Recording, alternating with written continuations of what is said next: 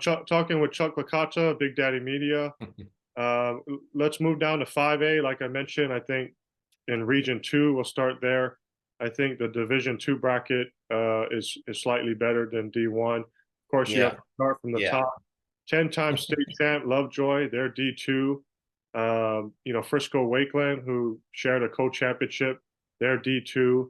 I'm sure eventually they'll meet down the road, but um, this is Lovejoy's time of year. They love November, don't they? And I mean, we've seen them a couple of times. Just talk about Lovejoy. What's their chances to hoist number 11? Well, certainly. I mean, they're Lovejoy. That's all I have to say. Now, what's interesting, my question will be, let's say, God forbid, but let's say Lovejoy doesn't win state this year, right? Does Natalie Bates change her name back? Back to Because this will be market. the first year that she's Natalie Bates, right? Yeah. So she might want to change that name back if they don't win state. And God knows I kid about it, but you know as well as I do, she's superstitious enough to Yeah. think about that. Or Bates hyphen. So, but no, and I kind of think you're right. I mean, you look at overall 5AD2, and I mean Frisco Liberty is taking on Lone Star. Wakeland and Frisco Memorial. You talk about a match where you can see everybody duking it out. You've got Jules Hernandez, the libero for Memorial, and you've got Aubrey Fernandez, the libero for Wakeland. That's going to be a defensive struggle right there because you've got two of the best liberos in the state facing each other. And I think you'll agree that's one of those matchups. This is something you wouldn't expect to see this early on, right? Yeah, I mean, just loaded with talent. I mean, Yep. you got great hitters like Wakeland's Hannah Lee, who's going to LSU. On the opposite side, you have Ava Steffi, who's Tulsa. But you have those two liberals. It's going to be hard to get that ball down on the court, but I'm excited. That's Yep. going to be a great matchup. Liberty, And yeah, go go ahead. ahead. I was going to say, go ahead. No, I mean Liberty's did a fantastic job, district champs. Shout out to Jaden Harris, who I believe finished out the regular season with the most triple doubles at 13. And they're playing Lone Star again. That's not going to be an easy one No. as well. So yeah, that those Frisco schools, they always match up in the first round, usually in the third round as well. Uh, Right. and I don't think anything's going to be different this year. No. And you got Walnut Grove. Shout out to Autumn Lloyd, their coach, who had just had a birthday a couple days ago. She's got White House going in. And of course, we're waiting on Argyle and Grapevine. They're waiting on their opponents. It'll be Azle and Saginaw Chisholm Trail Yeah, to Region determine, One. Yeah, who they play and when they play. So we're still waiting for times and dates on those. And then statewide, Division 2 has Liberty Hill, of course, lost to Lovejoy last year, and they've been to state twice in a row. Of course, they had the huge upset win over Colleyville Heritage to get to the state championship, first time ever for Liberty Hill there. Cedar Park, who has beaten both Rouse and Liberty Hill to win their district. That's Lori McLaughlin, who took Ridgepoint to their only appearance at state a few years ago. So she knows what it's like to get to state. And then we talked about, great first round matches. We mentioned a couple, Liberty Hill and San Antonio Piper. Both those teams have a great chance to get to state. The problem is they got to play each other in the first round. So again, winner, gets all the glory. The loser takes a tough one on the chin. And it's tough because normally they would have had a couple rounds at least before they face each other. But now, welcome to Division 1, Division 2, and the tough matchups in the first round. yeah. You mentioned Argyle. Shout out to them. 2 years in a row now, getting a district championship. Of course, they went to the fifth round last year. Uh, yeah, like you mentioned, they're waiting for their matchup. Um, some other matchups that I can think of. In D1, you have Colleyville Heritage, who, Right. co-championship. They went to the state semifinals last year, 1-0 in 2022. They'll get, uh, they'll be getting Granbury Granbury, at and Arlington ISD on 6 o'clock on Monday night. And then you got Alito taking on Birdville. Yeah, that should be a good one. Yeah. Shout out to Burleson Centennial. You know, they won a district championship for the second year in a row. Uh, Hmm. they'll be waiting to see who they get out of the Fort Worth district. And then jumping down to Region 2, D1, uh, which is maybe just as good as D2, possibly. Hmm. Some teams I can think of, you have Highland Park, you have Yep. you have Melissa, you have Midlothian. Uh, Yep. so I mean, I don't know who has the edge there in D1. No, it's interesting too because and again, the higher rated, I guess, if you would, on paper, it's all D2. D1, you look across the state, and it's pretty much everybody from this area. Colleyville Heritage, Highland Park, of course, was 6A last year. Um, they're down at 5A. They're in Division 1 this year. Centennial takes on Reedy, which should be a really good matchup. And a team that, either team that wins can go pretty far. Melissa, you mentioned them. They're taking on Texas out of Texarkana. So they've got a good chance there. Midlothian, and the team that I think especially with the way everything worked out, D1, D2, Amarillo. They are coached by Haley Burns, who took Randall to state back-to-back years and almost won state back-to-back years in 4A. I think Haley and Amarillo, she's really turned that program around because they struggled the last 4 or 5 years. They're kind of back to where they were. And of course, Amarillo is the team or the program that Jan Barker made her career at, 1,777 wins and 10 state championships. And we love Jan Barker. Let's just make sure we get that on the record. Okay. But Amarillo is back and they're going to be really good. I think they have a chance to go pretty far in there as well. So, but I guess this is the Sully Davis retirement tour at this point. Colleyville Heritage is going to give it everything they have. Josh McKinney is such a great coach, and they're ramped up to make this a great year overall for the Panthers. So it's going to be interesting in Division 1. Yeah, Suni Davis committed to BYU. She just passed 2,500 career kills and 1,500 career digs. So amazing feat. Obviously, it's been fun to watch her play. Generational player, man. I hope everybody got a chance to watch. If not, go out and see her during the playoffs. She is one of those that we're going to be talking about for a long time. Talking with Chuck Licata, Big Daddy Media.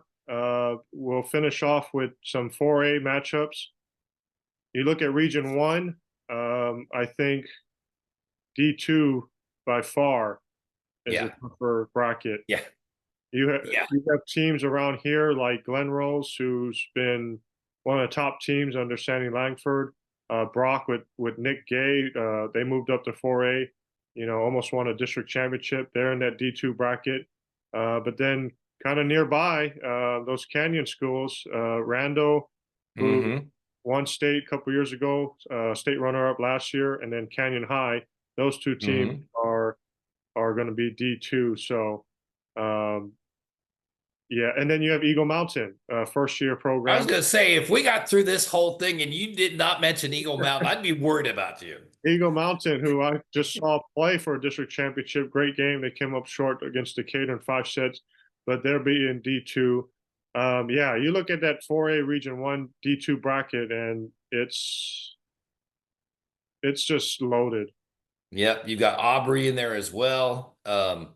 It's loaded, absolutely. And you mentioned about Randall, of course, that was Haley Burns's team, and she's now at Amarillo, so dealing with a different scenario there.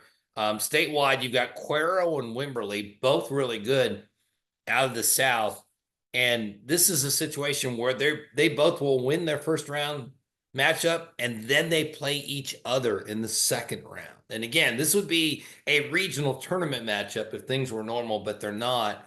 So that's going to be fun to watch. And Madisonville, a school that you normally think of for basketball, they're really good at volleyball this year. So they're going to be in this as well. So this 4A D2 overall, it's going to be not only fun to watch, but there's going to be some teams that are going to be setting setting program records, I think, as far as like advancement in the tournament and stuff.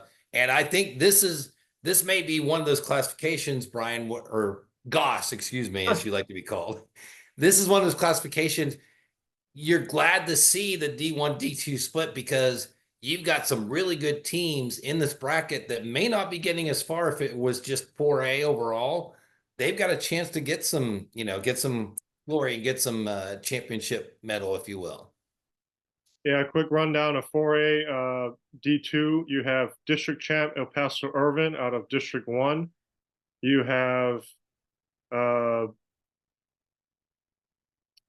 Canyon and Canyon Randall out of District 4. Mm-hmm. You have Lubbock Cooper Liberty, undefeated district champ in District 5. They're D2 as well. Glen Rose and Brock, top 2 in District 6. You have Eagle Mountain, who played for a district championship, D2. You have the top 2 out of District 8, Benbrook and Dunbar, D2. Aubrey, district champ in District 9, D2. Mm-hmm. You have district champ Summit International out of District 10, D2. And you have Godley, undefeated District 12 champ, D2. And you have district champ out of District 13, Sunnyvale, D2. And one other team we forgot to mention, Crum, is going to get Glen Rose in round 2. So, it's just, again, this D1 or this classification, this bracket, if you will, I think it's good because there's really good teams that will get a chance to advance farther than if there was not D1, D2. Yeah, so it's gonna be fun. I'll get you on this, just kind of quick hits. Mm-hmm. I mean, do you have any other thoughts or takeaways from either the area or out of the area? I know one of our, I guess, adoptive teams now, of course, Rum Bobcats out of in 1A. Yep. They Yep. And they're kind of in a situation where Blum will take on Natchez, and that's of course Lauren McPherson, the Blum Lady Cats used to have in the middle. They're going to take on Natchez. Not only that, but also in their region, that's Region 3, 1A is Dodge City, who can make a mark as well. So this is good. That's going to be really interesting. The path for them. So many good teams. Region 4 is McMullen County, D'Hanis, who's been to state 2 of the last 3 years. Region 1 is Benjamin. I think Cody Props has that team ready to go back to state. They made it for the first time 2 years ago. Harold of Region 1, oh my God, they've been number 1 in 1A all year. And then Region 2, kind of a surprise. I'm sorry, Harold's in Region 2, as is St. Joe, which is one of those teams that we've been watching. And if you missed it, they played some really good 2A, 3A competition. That's a team that could be a shocker, if you will. If Harold falls in Region 2, that would be the team that does it. The other one I want to mention real quick is 3A Division 1. It is freaking loaded. You've got Peaster, you've got Bushland, defending state champ. You've got Gunter, who was defending state champ 2 years ago, lost to Bushland last year. Lana, which is a surprise out of the Austin area. Goliad, Jess Odom has that Goliad team. They're used to playing in the regional tournament. They can make state this year. And Randolph out of San Antonio has one of those teams that's once in a lifetime type team. They're really good. So that's another region where in that division, or I'm sorry, classification, where in that division, it's just stacked. And that's going to be not just fun to watch. That's going to be tough to watch because there's teams that probably would have gone to state or at least the regional tournament that will lose out early because they're all in that classification. Yeah, awesome stuff. Going to be exciting. Again, Monday, official start to the playoffs. We got some by-district games there. And then leading up to the state championship games at the Coldwell Center in Garland. For only the state championship, not the semifinals, just the Only state championship. Yeah. Always good stuff. Great information, Chuck. Appreciate the time and hopping on. Hey man, it's always great to chat with you. We need to do a little bit more, but it's always fun to visit. It's always fun to talk volleyball, man. Hopefully to see you down the road. Especially I'll see you there in Garland. So For sure. uh, Yep. always a pleasure, brother. Thanks for the time, man. All right, that's Big Daddy Media's Chuck Licata, and this is another episode of Game Time with the Goss, powered by Great Wolf Promotions. We appreciate you tuning in. I'm Brian Gossett with GM Sports Media, and we'll see you next time. Aloha.